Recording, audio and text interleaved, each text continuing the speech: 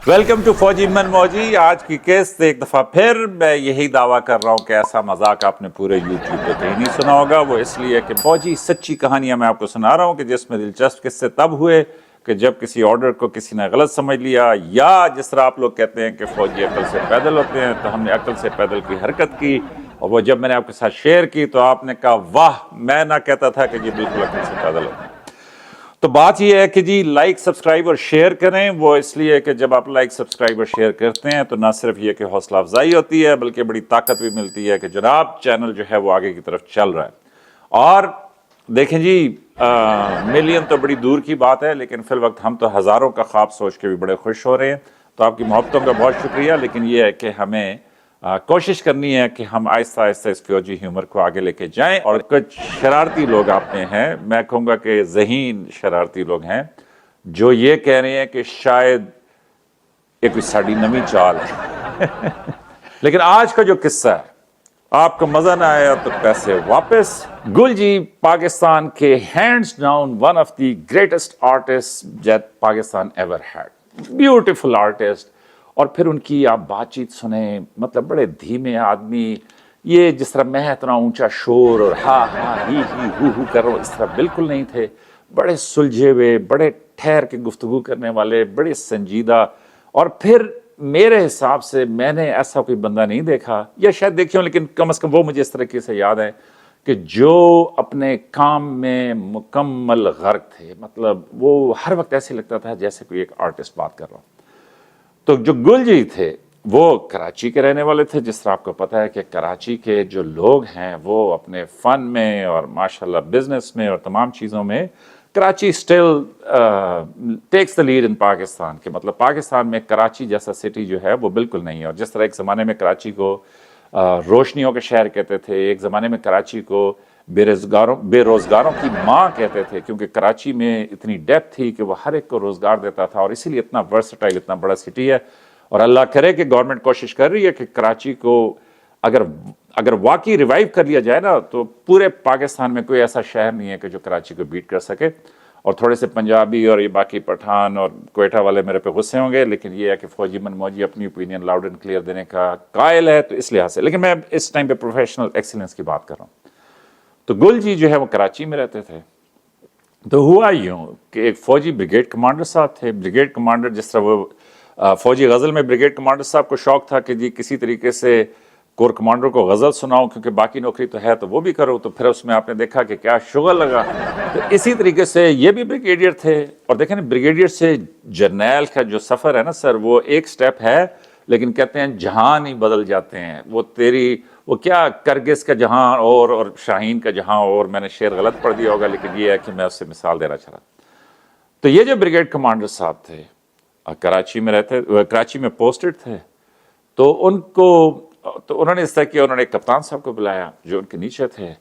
तो उन्होंने उससे कहा कि यार बात सुन। उसने कहा जी सर। तो उसने कहा कि यार मैंने सुना है कि इधर कोई बहुत बड़े आर्टिस्ट हैं गुल जी। उसने कहा जी सर।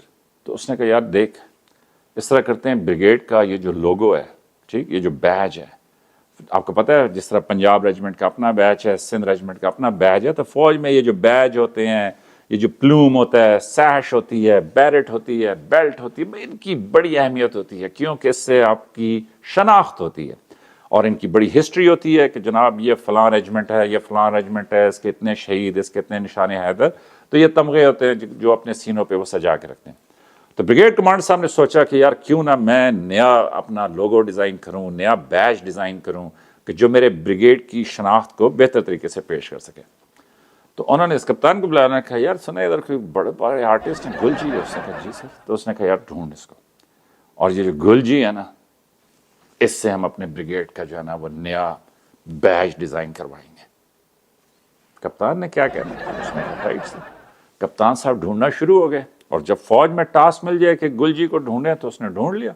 वो पहुंच गया उनके घर या स्टूडियो, जो भी आप कह लें, और वहाँ पे जाके उसने गुल जी को कहा कि सर वो इस तरह हमने ब्रिगेड के डिज़ाइन। गुल जी ने उसको बड़ा समझाया कि बेटा देखें आप किसी और से बनवा लें, اب میں گل جی کی پرسنالٹی آپ کو اگر پروڈیوسر صاحب نے جو نا اسکرین کے اوپر دکھا دی تو آپ ان کا چہرہ ان کا سب کچھ دیکھیے گا کہ وہ کتنے نفیس اور تو انہوں نے کہا بیٹا آپ کسی، لیکن کپتان کو چونکہ کمانڈر نے مشن دیا ہوا تھا کہ گل جی سے بنوانا ہے، اس نے منتیں شنتیں اپنا چام اپنی جو ہے نا جس طرح وہ مارکیٹنگ یا سیلز آپ کہتے ہیں، تو اس نے اپنی پرسنالٹی سے نا گل جی کو قائل کر لیا کہ سر آپ ہی بنائیں گے. تو گل جی راضی ہو گئے. انہوں نے کہا یار ینگ بچہ آیا ہوا ہے، مطلب وہ پیار محبت سے کہہ رہے ہیں تو چلو بنا ہی دیتے ہیں. تو کپتان صاحب واپس گئے. اس نے جا کے کمانڈر کو کہا کہ سر گل جی سے مل آئے ہوں، ان کو ڈھونڈ لیا ہے اور وہ راضی بھی ہو گئے ہیں. اس کو کمانڈر نے کہا ویل ڈن. تو انہوں نے نا اس کو وہ لوگو دیا جو پہلے پرانا والا تھا، نئے والا جو کیسے بنانا ہے، تو وہ انہوں نے اس کو بھیج دیا. کپتان صاحب گئے گل جی کے پاس. انہوں نے ان کو جا کے جتنی رام لیلا کہانی جو بھی تھی انہوں نے سنائی اور انہوں نے ان کو وہ دے دیا. تو جو گل جی ہیں ٹھیک، انہوں نے ظاہر ہے کہ چند دن لیے، اس کے بعد انہوں نے جو بھی ڈیزائن کرنا تھا کر دیا. کپتان صاحب واپس گئے وہ ڈیزائن لے کے، تو انہوں نے کمانڈر کو دکھایا. کمانڈر نے کہا یار کیا بات ہے، ویل ڈن، یہ ہے وہ ہے. تھوڑی دیر سوچا اور کمانڈر نے کہا کہ یار اس طرح کرنا کہ وہ گل جی سے کہے کہ ادھر جو ہے نا یہاں پہ یہ جو اورنج کلر ہے نا اس کو تھوڑا سا ریڈ کر دیں تاکہ بلڈ نظر آئے، یہ ہے وہ ہے. کپتان صاحب واپس گل جی کے پاس. انہوں نے کہا کہ سر مہربانی کریں یہ جو آپ نے اورنج کیا نا اس کو ریڈ کر دیں. گل جی تھوڑے سے وہ ہوئے لیکن انہوں نے کہا یار چلو ٹھیک ہے. انہوں نے کسی طریقے سے اس کو تھوڑا چینج کیا. چینج کرنے کے بعد واپس بھیج دیا. کپتان صاحب پھر کمانڈر کے پاس. کمانڈر نے دیکھا کہ یار زبردست ہو گیا.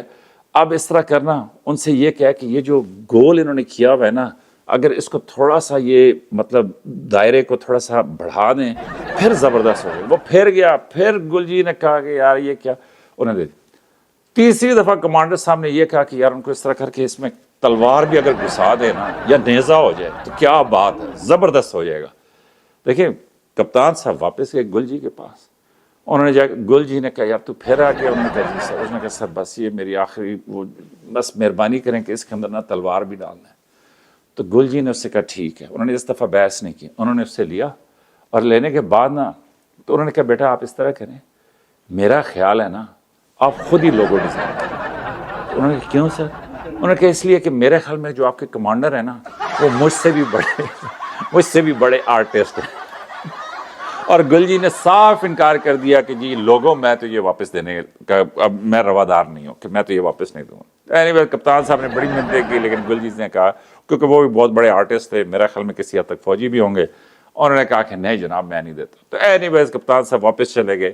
تو یہ ہے فوج کہ جس میں جب آپ اس طرح کی بحث کرتے ہیں آپ کو ایک ٹاسک مل جاتا ہے تو آپ چلے جاتے ہیں. لیکن فوجی جو ہے نا فوجی وہ اپنے دماغ کے مطابق اس کے اندر اپنی ایک سائنس اپنا ایک اینگل وہ دینے کی کوشش کرتا رہتا ہے.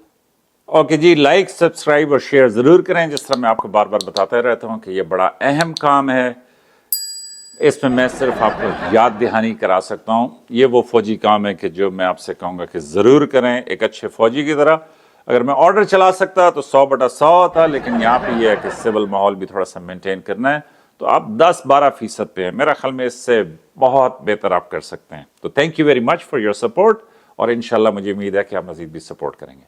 اچھا، میں بڑی اچھی خبر آپ کے ساتھ شیئر کرنا چاہتا تھا، وہ یہ کہ چند دن پہلے اسٹریٹجک پلاننگ ڈویژن نے SPD جس کو کہتے ہیں عام الفاظ میں، تو ان کے سائنٹسٹ نے اللہ کے فضل سے بڑا زبردست تجربہ کیا ہے ایک ٹریننگ لانچ کا کہ جو Shaheen 2 surface to surface ballistic missile کا ہے. تو یہ وہ کچھ چیزیں ہیں کہ جن کو وہ چیک کرنا چاہتے تھے، اس کی ویلیڈیشن چاہتے تھے.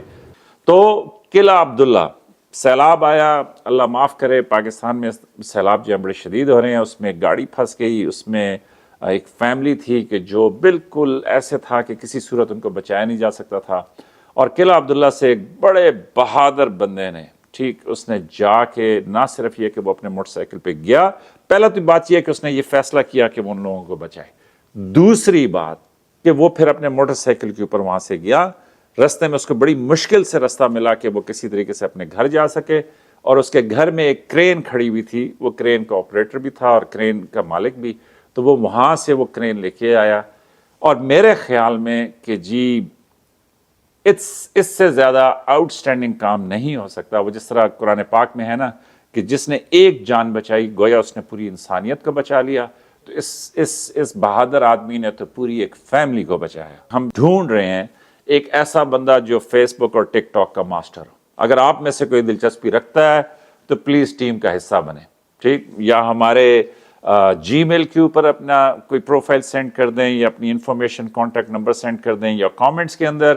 یس, ایک ایسا بندہ چاہیے جدہ دماغ کاٹ فوجی تو زیادہ سول ہو, مطلب جس کا دماغ ہو فوجی میں. تو کسی دن فوجیوں نے مجھے پکڑ لینا ہے, لیکن یہ کہ فوجیوں میں کیا میں اس کو کیسے کہوں, فوجیوں میں وہ جس طرح کہہ رہے تھے نا کہ وہ ایک پٹھان جا رہا تھا تو اس نے کہا کہ جی دماغ لے لو, دماغ لے لو. تو اس نے کہا کہ جی یہ کس کا دماغ ہے؟ اس نے کہا یہ سول کا دماغ ہے. اس نے کہا یہ کتنے کا ہے؟ اس نے کہا یہ 10 روپے کا ہے. تو اس نے کہا یہ کس کا دماغ ہے؟ اس نے کہا یہ فوجی کا ہے. اس نے کہا یہ کتنے کا ہے؟ اس نے کہا یہ 100 روپے کا ہے.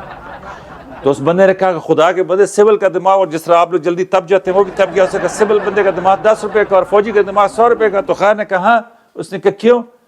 اس نے کہا خوچا یہ سول کا جس کو مارو اس میں سے دماغ نکل آتا ہے, تو یہ 10 روپے کا ہے. ادھر 10 مارو تو ایک دماغ نکلتا ہے, تو یہ 100 روپے کا نہیں. ایک کامنٹ تھا جو میں آپ کو پڑھ کے سنانا چاہ رہا تھا. انہوں نے کہا کامنٹ کرنے کا دل تو بڑا کرتا ہے, لیکن ڈر بھی لگتا ہے. سائم صاحب آپ کے نام میں تو خان لگا ہوا ہے, آپ کو کس سے ڈر لگتا ہے؟ لیکن یہ ہے کہ بھائی دیکھ بھال کے سنبھل کے آگے بڑھنا بھائیو, وہ اس لیے کہ جی شاید سب کی نظریں آپ پہ ہوں. اور دوسری بات یہ ہے کہ دیکھیں جی آپ ڈائریکٹ جرنلز پہ چلے جاتے ہیں, ٹھیک, اچھی بات ہے. اور مجھے ایک چیز پہ تھوڑی سی ذاتی طور پہ مجھے خوشی ہے, وہ یہ خوشی نہیں ہے, میں نے ایک بڑا نائس آبزرویشن لیا ہے. وہ یہ لیا ہے کہ ہائیسٹ ویوز اس ویڈیو کے ہیں کہ جس کا ٹائٹل ہے جرنیل اور کیپٹن سمی, اور اس پہ 4 ستارے بنے ہوئے ہیں. تو تھوڑے سے نا فوجی منموجی بھی یہاں پہ ذرا اپنی دل کی بات کرے. باتیں آپ بڑی کرتے ہیں لیکن ہائیسٹ ویوز جو ہے نا وہ کوئی نکی مکی ویڈیو کو آپ نے نہیں دیے, وہ جرنیلوں کے جرنیلوں کی ویڈیو کو آپ دے رہے ہیں, ٹھیک. تو فوجی منموجی اکیلا نہیں ہے, تو اسی بھی سارے نا بالکل فوجی جس طرح ترتیب ہوتی ہے نا اسی کے مطابق جنرل صاحب آ جائیں تو سارے ہوشیار. تو اینی ویز رینک وائز چلیں گے دوستو. ابھی میں آپ کو قصے سنا رہا ہوں سپاہیوں کے, لیفٹینوں کے, کپتانوں کے, آہستہ آہستہ پھر بریگیڈیئر کو ٹچ کریں گے, اور اس کے آخر میں بالکل آپ کو جرنیلوں کے قصے سناؤں گا, کیونکہ فوج میں اس طرح نہیں ہے کہ سارے لطیفے ہمارے ساتھ ہی ہیں. آخر میں اگین لائک, سبسکرائب اور شیئر کریں, وہ اس لیے کہ یہ ایسا پیغام ہے کہ جو میں ضرور دینا چاہتا ہوں. اور یہ میری اسکرین پہ آپ کو ساری ویڈیوز نظر آ رہی ہوں گی, یہ سب قصے ہم نے پوسٹ کر دی ہیں, جس میں فوجی گونگلو, فوجی فوٹو کاپیاں, فوجی سواگ رات, مطلب اس طرح کے مزیدار قصے ہیں کہ جو میں نے آپ کو سنائے تھے پہلے. تو ضرور دیکھیں, لائک, سبسکرائب اور شیئر کریں, اور اگلی قسط بالکل مس نہ کیجیے گا, کیوں کہ اگلا ایسا دھماکہ خیز میں نے آپ کو بتایا تھا کہ میں رینک وائز اوپر جاؤں گا. تو دیکھیں ہم آہستہ آہستہ بڑھ رہے ہیں ادھر جو آپ کا فیوریٹ سبجیکٹ ہے, جس کو آپ نے ہائیسٹ ویوز بھی دی.